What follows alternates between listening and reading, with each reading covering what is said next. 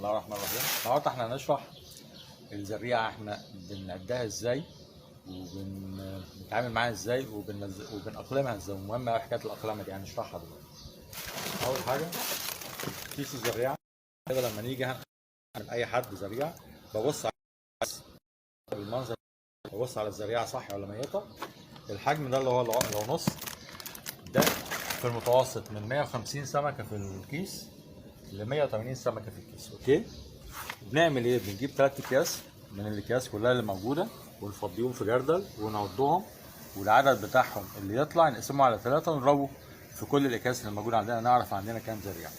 اول حاجه نتعامل معاها زي ما احنا كده حاطين في الاكياس في قلب الميه، بنسيبها حوالي ربع ساعه. اول ما بنجيبها من العربيه وننزلها بنسيبها ربع ساعه تاخد درجه حراره الميه اللي هنا، لان دي لها درجه حراره ودي لها درجه حراره. لما امسكها، عشان انا كنت بشوف بعض الناس بتوع الزريعه اللي هم طماطم الزريعه بيقوم فاتح الكيس وقلبه كله في قلب الميه، وده اكبر غلط. مفيش حاجه اسمها ده، اسمه تهريج. ده اما الكيس احنا بنمسكه كده نتعامل معاه بالطريقه ديت.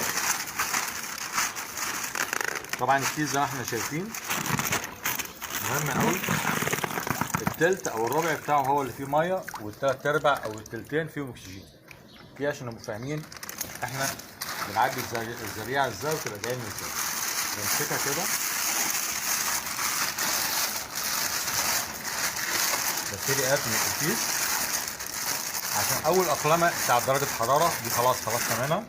تاني اقلمه اللي هي اقلمه البي اتش والتي دي اس، اللي هي حموضه الميه وقلويتها والملوحه بتاعتها. تمام، عشان ما يحصلش للسمكه حاجه اسمها شوك او صدمه، لان السمك ده حساس جدا لاي تغيير في درجات حراره او في ملوحه الميه وقلويتها.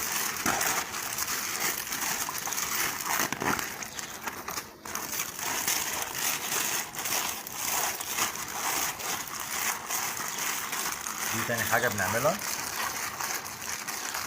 كده. انا اقلمت الاكياس. هنبص هنا على الاكياس اللي عندنا هنا،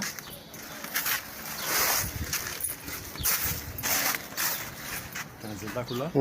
طيب اتفضل هنا اتفضل. لا، ادي الزريعه في قلب الميه هنا. هنبص احنا بنعمل ايه في ازاي.